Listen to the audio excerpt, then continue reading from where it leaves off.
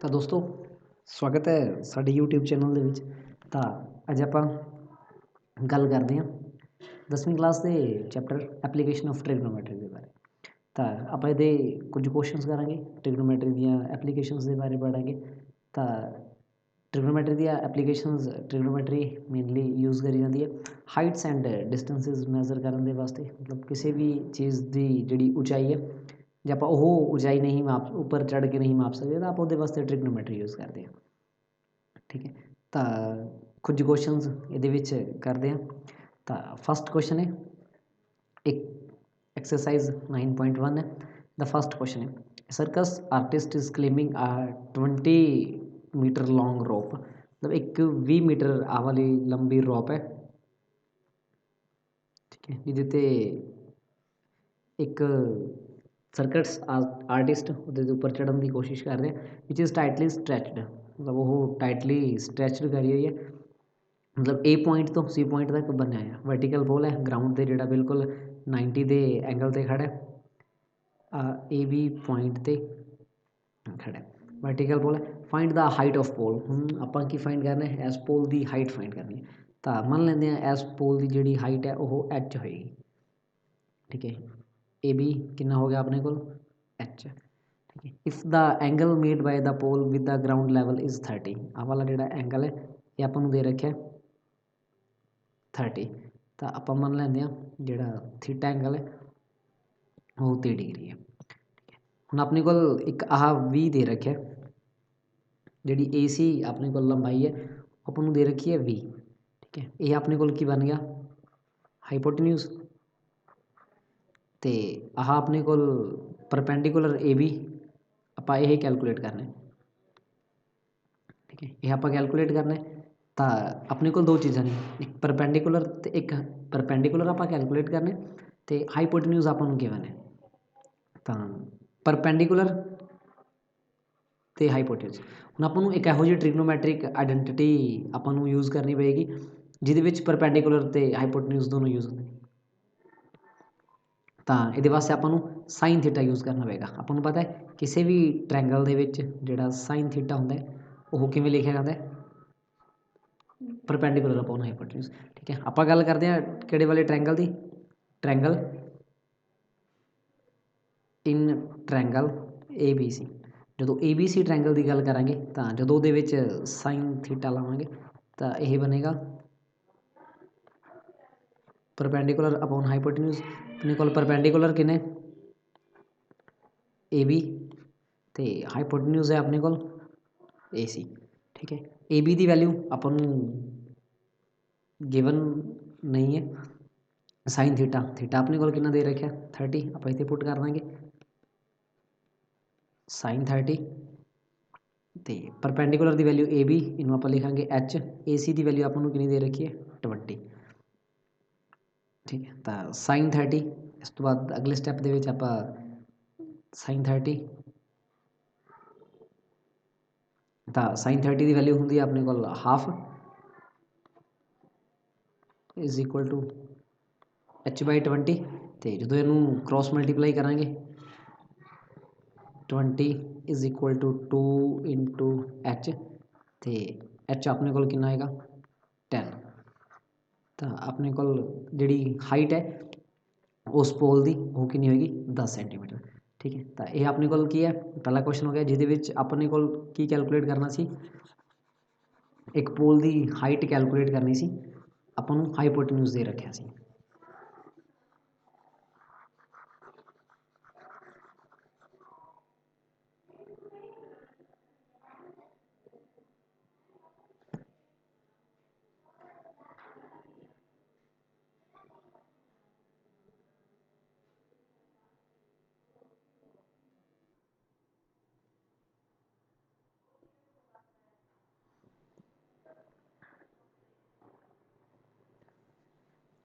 ਹੁਣ ਗੱਲ ਕਰਦੇ ਹਾਂ ਸੈਕਿੰਡ ਕੁਐਸਚਨ ਦੇ ਬਾਰੇ। ਤਾਂ ਸੈਕਿੰਡ ਕੁਐਸਚਨ ਦੇ ਵਿੱਚ ਸਟੇਟਮੈਂਟ ਕੀ ਹੈ ਪਹਿਲਾਂ ਉਹ ਵੇਖਦੇ ਹਾਂ।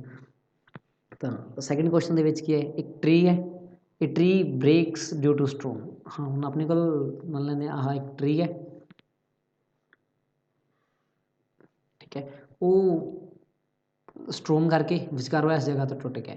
ਠੀਕ ठीक है। मान लो एक जो ट्री है ऐसे को तो टुटिया आह जो उपर वाला टुटा हुआ पार्ट है, ठीक है, ये इस जगह तो टुट के आह इवें नीचे डिग पे।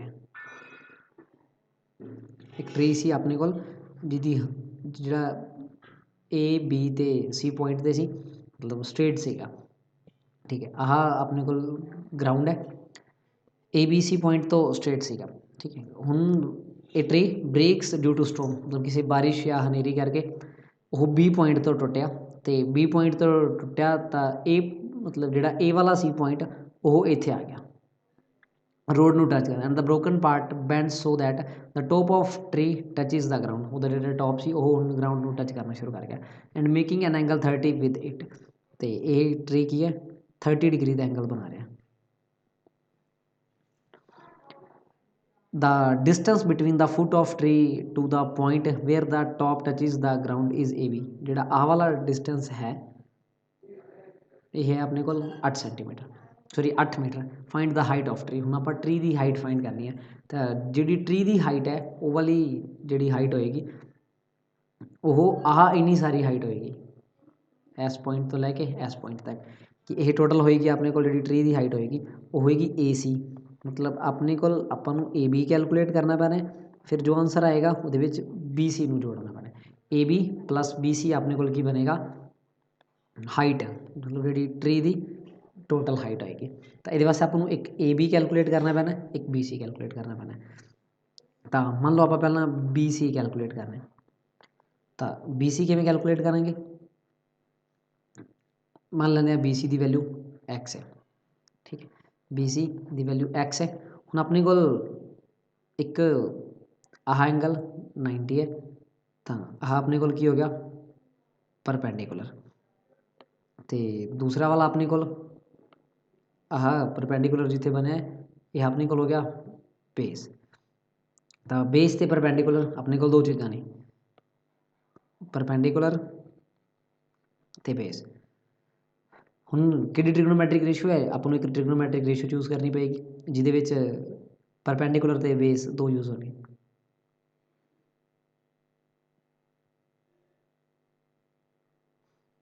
ਇਹਦੇ ਵਾਸਤੇ ਆਪਾਂ ਟੈਂਜੈਂਟ ਥੀਟਾ ਯੂਜ਼ ਕਰਾਂਗੇ। ਤਾਂ ਆਪਾਂ ਲਿਖਾਂਗੇ ਟੈਂਜੈਂਟ ਥੀਟਾ, ਠੀਕ ਹੈ, ਕਿਹੜੀ ਟ੍ਰਾਇੰਗਲ ਦੇ ਵਿੱਚ ਇਨ ਟ੍ਰਾਇੰਗਲ ए बी सी। तो यह किमें लिखा जाएगा टेंजेंट थीटा हुंदा की है परपेंडिकुलर अपॉन बेस। तो अपने को परपेंडिकुलर की है बी सी तो बेस अपने को कितना ए सी। तो टेंजेंट थीटा अपने को जोड़ा एंगल है वो है 30 डिग्री। तो tangent 30 is equal to perpendicular है अपने को बी सी तो आह है 8। आप लिख सकते हैं B C is equal to 8 दे नाल टेंजेंट 30। तो टेंजेंट 30 की जी वैल्यू होंगी वो 1/√3। तो इनू आप लिखेंगे 8/√3 या इनू रैशनलाइज करना हो तो इनू अलग तो रैशनलाइज करके लिखा जा सकता है। यह बनया 8/3 दे नाल √3। अपने को आ गई वैल्यू बी सी की। हम आप जेकर वैल्यू कैलकुलेट करनी है ए बी की तो ए बी वास्ते आप की करांगे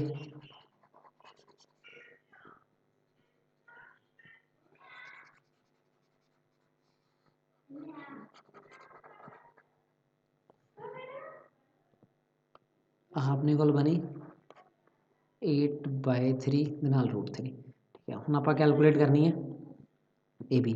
तो ए बी वास्ते अपने को की है यह हाइपोटन्यूज़ है। तो हम अपने को एक हाइपोटन्यूज़ है तो एक बेस है। तो बेस अपॉन हाइपोटन्यूज़ अपने को कोस थीटा होंगे तो अपने को कोस 30 है। तो कोस 30 की वैल्यू होंगी है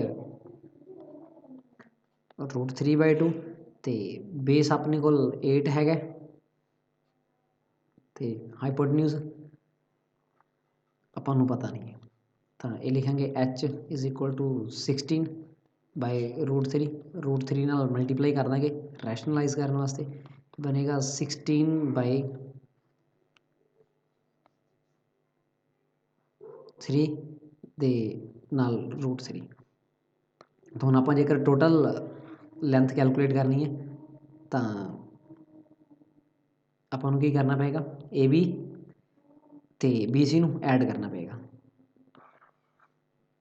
ਆਹ ਆਪਣੇ ਕੋਲ ਬੀ ਸੀ ਦੀ ਵੈਲਿਊ ਸੀਗੀ ਅਤੇ ਆਹ ਆਪਣੇ ਕੋਲ ਏ ਸੀ ਦੀ ਵੈਲਿਊ ਹੈ, ਠੀਕ ਹੈ। ਇਹਨਾਂ ਦੋਨਾਂ ਨੂੰ ਐਡ ਕਰਾਂਗੇ, ਬੀ ਸੀ ਪਲੱਸ ਏ ਸੀ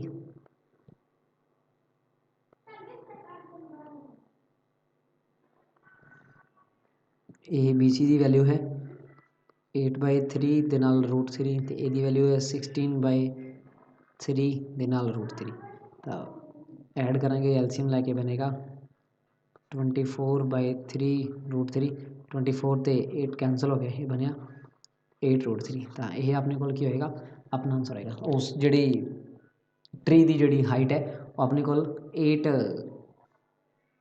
√3 ਹੋਏਗੀ। ਉਸ ਤੋਂ ਬਾਅਦ ਅੱਗੇ ਥਰਡ ਕੁਐਸਚਨ 'ਤੇ ਚੱਲਦੇ ਹਾਂ। ਥਰਡ ਕੁਐਸਚਨ ਦੇ ਵਿੱਚ ਕੀ ਪ੍ਰੋਸੀਜਰ ਹੈ,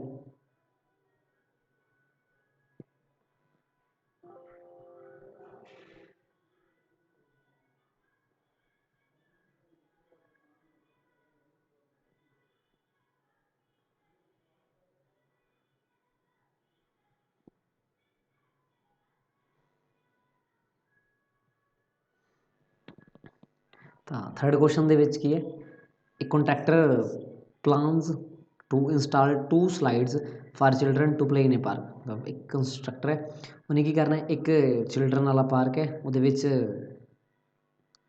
2 ਸਲਾਈਡਸ ਲਾਈਆਂ ਨੇ। For the children below age 5 year she prefer to have a slide whose top is at height of 1.5। ਮਤਲਬ ਜਿਹੜੇ ਬੱਚੇ 5 ਸਾਲ ਤੋਂ ਛੋਟੇ ਨੇ ਉਹਨਾਂ ਵਾਸਤੇ ਜਿਹੜੀ ਸਲਾਈਡ ਦੀ ਹਾਈਟ ਹੈ ਉਹ 1.5 ਮੀਟਰ ਰੱਖਣੀ ਹੈ and inclined at an angle of 30, ਮਤਲਬ 30 ਡਿਗਰੀ ਗਰਾਊਂਡ ਦੇ ਨਾਲ ਰੱਖਣਾ। Whereas elder children she wants to use steep size at height, ਮਤਲਬ ਜਿਹੜੇ ਵੱਡੇ ਬੱਚੇ ਨੇ ਉਹਨਾਂ ਵਾਸਤੇ 3 ਮੀਟਰ ਦੀ ਹਾਈਟ ਰੱਖਣੀ ਹੈ ਅਤੇ 60 ਡਿਗਰੀ 'ਤੇ ਇਨਕਲਾਈਨਡ ਕਰਨਾ ਹੈ।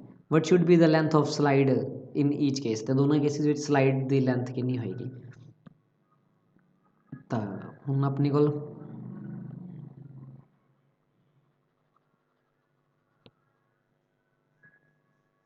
ਤਾਂ ਪਹਿਲਾਂ ਇਹਦੀ ਡਾਇਗਰਾਮ ਬਣਾ ਦਿਆਂ।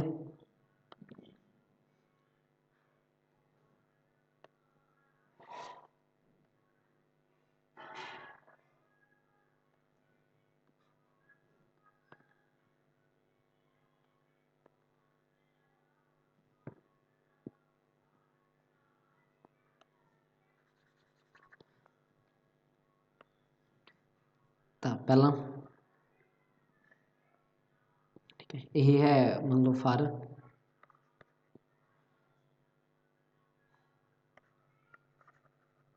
ਬਿਲੋ 5 ਈਅਰ ਚਿਲਡਰਨ, ਜਿਹੜੇ 5 ਈਅਰ ਤੋਂ ਛੋਟੇ ਬੱਚੇ ਨੇ ਉਹਨਾਂ ਵਾਸਤੇ। ਤਾਂ ਉਹਨਾਂ ਵਾਸਤੇ ਐਂਗਲ ਕਿੰਨਾ ਰੱਖਣਾ, 30, ਅਤੇ ਆਹ ਵਾਲੀ ਹਾਈਟ ਹੈ ਜਿਹੜੀ ਹਾਈਟ ਹੈਗੀ ਹੈ 1.5। ਤਾਂ ਆਪਾਂ ਕੈਲਕੂਲੇਟ ਕੀ ਕਰਨਾ, ਆਹ ਮੰਨ ਲਓ A ਪੁਆਇੰਟ ਹੈ, ਆਹ B ਪੁਆਇੰਟ ਹੈ, ਆਹ C ਪੁਆਇੰਟ ਹੈ। ਆਪਾਂ AC ਲੈਂਥ ਕੈਲਕੂਲੇਟ ਕਰਨੀ ਹੈ।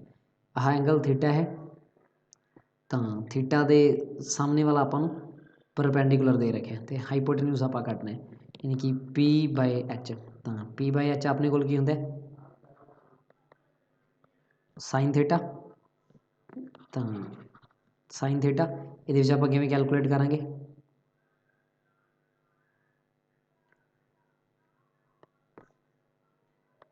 ਆਪਣੇ ਕੋਲ ਸਾਈਨ ਥੀਟਾ ਦੀ ਜਿਹੜੀ ਵੈਲਿਊ ਹੈ ਉਹ ਗਿਵਨ ਹੈ ਸਾਈਨ 30, ਅਤੇ ਪਰਪੈਂਡੀਕੂਲਰ ਆਪਾਂ ਨੂੰ ਦੇ ਰੱਖਿਆ 1.5, ਅਤੇ H ਆਪਾਂ ਕੈਲਕੂਲੇਟ ਕਰਨਾ।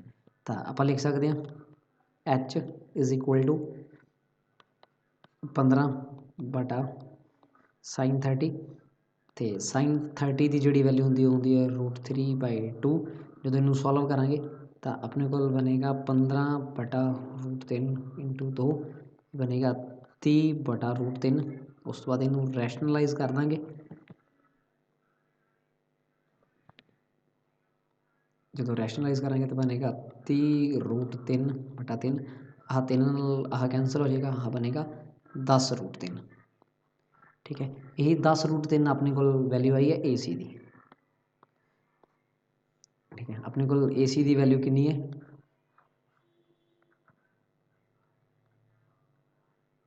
10√3। ਠੀਕ ਹੈ, ਇਹ ਸੀ ਜਿਹੜੀ ਛੋਟੇ ਬੱਚਿਆਂ ਵਾਸਤੇ ਸਲਾਈਡ ਹੈ। ਹੁਣ ਆਪਾਂ ਗੱਲ ਕਰਦੇ ਹਾਂ ਵੱਡੇ ਬੱਚਿਆਂ ਦੀ, ਮਤਲਬ ਜਿਹੜੇ ਐਲਡਰ ਚਿਲਡਰਨ ਨੇ ਉਹਨਾਂ ਵਾਸਤੇ ਹਾਈਟ ਜਾਂ ਉਹਨਾਂ ਵਾਸਤੇ ਜਿਹੜੀ ਸਲਾਈਡ ਹੈ ਉਹਦਾ ਕੀ ਪ੍ਰੋਸੀਜਰ ਹੋਏਗਾ। ਤਾਂ ਉਹਨਾਂ ਵਾਸਤੇ ਜੋ ਆਪਣੇ ਕੋਲ ਸਲਾਈਡ ਹੈ, ਉਹਨਾਂ ਵਾਸਤੇ ਸ਼ੀ ਵਾਂਟ ਟੂ ਆ ਸਟੀਪ ਸਾਈਜ਼ ਹਾਈਟ 3 ਮੀਟਰ, ਕਿ 3 ਮੀਟਰ ਹਾਈਟ ਹੋਣੀ ਹੈ ਅਤੇ ਇਨਕਲਾਈਨਡ ਜਿਹੜਾ ਐਂਗਲ ਹੈ ਉਹ 60 ਡਿਗਰੀ ਹੋਏਗਾ। ਤਾਂ ਉਹਦੇ ਵਾਸਤੇ ਵੀ ਹੁਣ ਆਪਣੇ ਕੋਲ ਗਿਵਨ ਕੀ ਹੈ, ਇੱਕ ਪਰਪੈਂਡੀਕੂਲਰ ਗਿਵਨ ਹੈ ਅਤੇ ਹਾਈਪੋਟੇਨਿਊਜ਼ ਆਪਾਂ ਕੈਲਕੂਲੇਟ ਕਰਨਾ ਹੈ। ਤਾਂ ਇਹਦੇ ਵਿੱਚ ਵੀ ਸਾਈਨ ਥੀਟਾ ਲਾਇਆ ਜਾਵੇਗਾ। Sine theta perpendicular upon hypotenuse, sine theta ਦੇ ਵਿੱਚ ਸਾਈਨ 30, ਪਰਪੈਂਡੀਕੂਲਰ ਆਪਣੇ ਕੋਲ ਹੈ 3, ਹਾਈਪੋਟੇਨਿਊਜ਼ ਆਪਾਂ ਕੈਲਕੂਲੇਟ ਕਰਨਾ h = 3/sin 30। ਸਾਈਨ 30 ਦੀ ਆਪਾਂ ਵੈਲਿਊ ਪੁੱਟ ਕਰਾਂਗੇ। ਸਾਈਨ 30 ਦੀ ਜੋ ਵੈਲਿਊ ਹੈ ਆਪਣੇ ਕੋਲ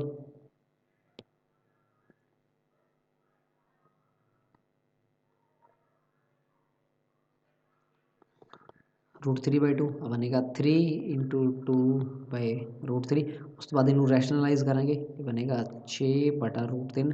√3 ਨਾਲ ਉੱਪਰ ਮਲਟੀਪਲਾਈ ਕਰ ਦਾਂਗੇ, √3 ਨਾਲ ਨੀਚੇ, ਇਹ ਉੱਪਰ ਬਣੇਗਾ 6√3, ਨੀਚੇ ਬਣੇਗਾ 3। ਆਹ ਬਣਿਆ ਆਪਣੇ ਕੋਲ 2√3।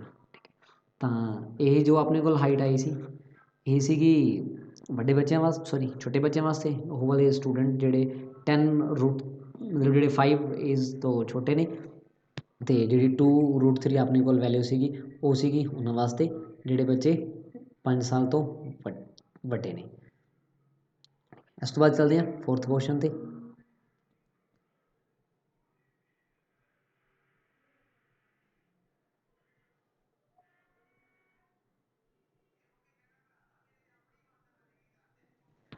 ਤਾਂ 4th ਕੁਐਸਚਨ ਦੇ ਵਿੱਚ ਵੇਖਦੇ ਹਾਂ ਕੀ ਹੈ।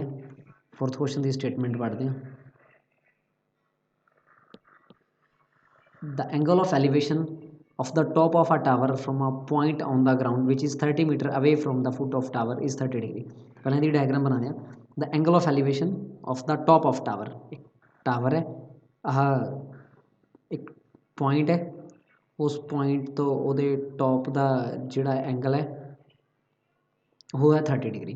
ਅਤੇ ਜਿਹੜਾ ਉਹ ਵਾਲਾ ਆਹ ਪੁਆਇੰਟ ਹੈ, ਇਹ ਪੁਆਇੰਟ ਮੰਨ ਲੈਂਦੇ ਆ A ਹੈ, ਆਹ ਪੁਆਇੰਟ B ਹੈ, ਆਹ ਪੁਆਇੰਟ C ਹੈ। ਠੀਕ ਹੈ, ਤਾਂ ਇਹ ਜਿਹੜਾ ਆਹ ਹੈ 30 ਮੀਟਰ ਦੂਰ ਹੈ। ਆਪਾਂ ਨੂੰ ਗਿਵਨ ਕੀ ਹੈ, ਇਹ ਟਾਵਰ ਜਿਹਦੀ ਹਾਈਟ ਆਪਾਂ ਕੈਲਕੂਲੇਟ ਕਰਨੀ ਹੈ, ਤਾਂ ਹਾਈਟ ਮੰਨ ਲੈਂਦੇ ਹਾਂ h। ਠੀਕ ਹੈ, ਇੱਕ ਪੁਆਇੰਟ ਹੈ AC ਆਪਾਂ ਨੂੰ ਦੇ ਰੱਖਿਆ, AC ਦੀ ਵੈਲਿਊ ਹੈ ਆਪਣੇ ਕੋਲ 30। ਠੀਕ ਹੈ, ਹੁਣ ਆਹ ਐਂਗਲ ਜੋ ਹੈ ਇਹ 90 ਐਂਗਲ ਹੈ। ਆਪਾਂ ਨੂੰ AC ਗਿਵਨ ਹੈ, ਯਾਨੀ ਕਿ ਇੱਕ ਬੇਸ ਗਿਵਨ ਹੈ ਅਤੇ ਆਪਾਂ h ਕੈਲਕੂਲੇਟ ਕਰਨਾ ਹੈ।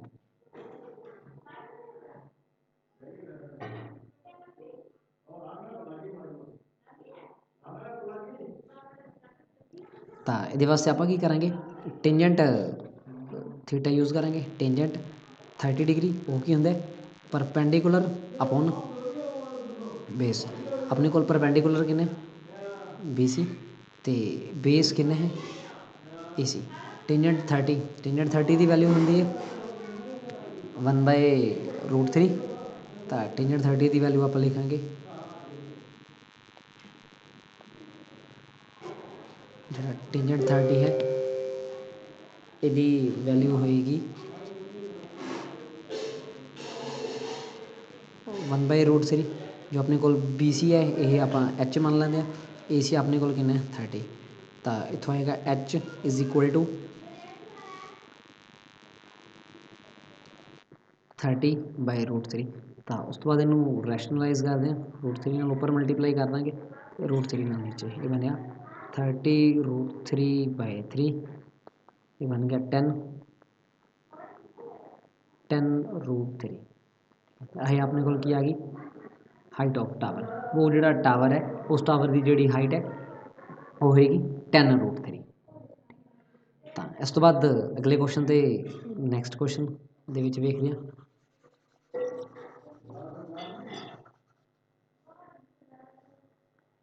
ਇਸ ਤੋਂ ਬਾਅਦ 5th ਕੁਐਸਚਨ ਦੇ ਵਿੱਚ ਵੇਖਦੇ ਹਾਂ।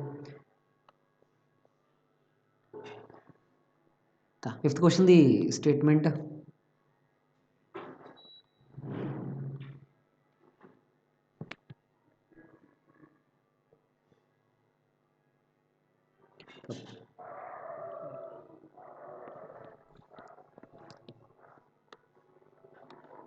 ਤਾਂ 5th ਕੁਐਸਚਨ ਦੀ ਸਟੇਟਮੈਂਟ 'ਤੇ ਧਿਆਨ ਦੇਣਾ।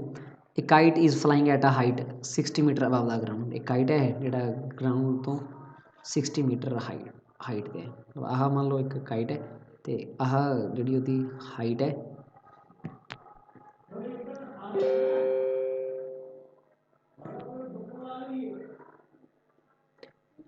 ਠੀਕ ਹੈ, ਜਿਹੜੀ ਉਹਦੀ ਹਾਈਟ ਹੈ ਉਹ ਹੈ 60 ਮੀਟਰ। 60 ਮੀਟਰ ਆਪਾਂ ਨੂੰ ਹਾਈਟ ਦੇ ਰੱਖੀਏ।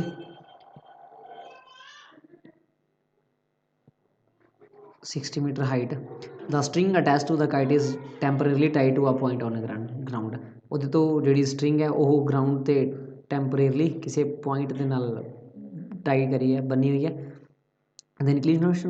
ਦਾ inclination of the string with the ground is 60 degree. ਜਿਹੜਾ ਇਨਕਲੀਨੇਸ਼ਨ ਹੈ ਉਹ ਹੈ 60 degree. Find the length of string, ਉਸ ਸਟਰਿੰਗ ਦੀ ਅਪਰ ਲੈਂਥ ਫਾਈਂਡ ਕरें। ਤਾਂ ਆਹ ਪੁਆਇੰਟ ਮੰਨ ਲੈਂਦੇ ਹਾਂ A, ਆਹ ਪੁਆਇੰਟ B, ਆਹ C। ਆਪਾਂ ਫਾਈਂਡ ਕੀ ਕਰਨੀ ਹੈ, AC। ਤਾਂ ਆਪਣੇ ਕੋਲ ਗਿਵਨ ਕੀ ਹੈ, BC ਹੈ 60 ਸੈਂਟੀਮੀਟਰ। ਆਪਾਂ ਨੂੰ ਪਰਪੈਂਡੀਕੂਲਰ ਗਿਵਨ ਹੈ, ਆਪਾਂ ਹਾਈਪੋਟੇਨਿਊਜ਼ ਕੈਲਕੂਲੇਟ ਕਰਨਾ ਹੈ। ਤਾਂ ਆਪਾਂ ਇੱਕ ਟ੍ਰਿਗਨੋਮੈਟਰਿਕ ਰੇਸ਼ੋ ਯੂਜ਼ ਕਰਾਂਗੇ ਜਿਹਦੇ ਵਿੱਚ ਆਪਾਂ ਨੂੰ P/H ਚਾਹੀਦਾ ਹੈ। ਤਾਂ ਇਹਦੇ ਵਾਸਤੇ ਆਪਾਂ ਨੂੰ ਸਾਈਨ ਥੀਟਾ ਯੂਜ਼ ਕਰਨਾ ਪੈਣਾ। ਤਾਂ ਆਪਣੇ ਕੋਲ ਜਿਹੜਾ ਐਂਗਲ ਹੈ ਉਹ ਹੈ 60 ਡਿਗਰੀ। ਠੀਕ ਹੈ, ਪਰਪੈਂਡੀਕੂਲਰ ਦੀ ਵੈਲਿਊ ਆਪਾਂ ਨੂੰ 60 ਦੇ ਰੱਖੀਏ। ਹਾਈਪੋਟੇਨਿਊਜ਼ ਆਪਾਂ ਕੈਲਕੂਲੇਟ ਕਰਨਾ ਹੈ। ਸਾਈਨ 60 ਦੀ ਵੈਲਿਊ ਹੁੰਦੀ ਹੈ √3/2। ਠੀਕ ਹੈ, ਜਦੋਂ ਇਸ ਚੀਜ਼ ਨੂੰ ਸੋਲਵ ਕਰਾਂਗੇ ਤਾਂ ਇਹ ਬਣੇਗਾ ਕ੍ਰੋਸ ਮਲਟੀਪਲਾਈ ਕਰਾਂਗੇ 60 ਗੁਣਾ 2 √3 × H। ਤਾਂ ਇਸ ਤੋਂ ਬਾਅਦ ਇਹਨੂੰ ਰੈਸ਼ਨਲਾਈਜ਼ ਕਰਨ ਵਾਸਤੇ √3 ਨਾਲ ਇੱਧਰ ਮਲਟੀਪਲਾਈ ਕਰਾਂਗੇ, √3 ਨਾਲ ਇੱਧਰ ਮਲਟੀਪਲਾਈ ਕਰਾਂਗੇ। ਇਹ ਆਪਣੇ ਕੋਲ ਬਣਿਆ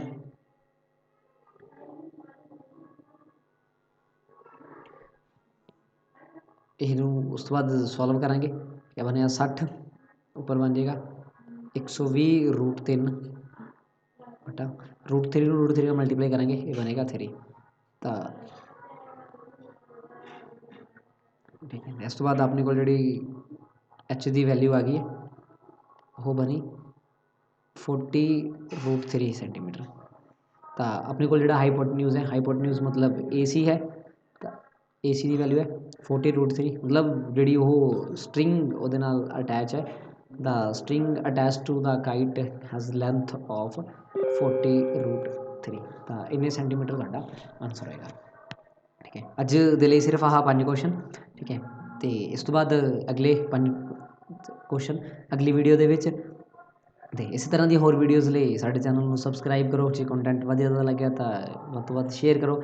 ਹੋਰ ਕਿਸੇ ਵੀ ਚੈਪਟਰ ਦੀ ਪਾਰਟੀਕੂਲਰ ਡਾਊਟਸ ਕਲੀਅਰ ਕਰਨ ਵਾਸਤੇ ਜਾਂ ਸਮਝਣ ਵਾਸਤੇ ਜਾਂ ਹੋਰ ਕਿਸੇ ਵੀਡੀਓ ਦੇ ਲਈ ਤੁਸੀਂ ਮੈਸੇਜ ਕਰ ਸਕਦੇ ਹੋ ਜਾਂ ਕਮੈਂਟ ਕਰਕੇ ਦੱਸੋ। ਧੰਨਵਾਦ ਜੀ।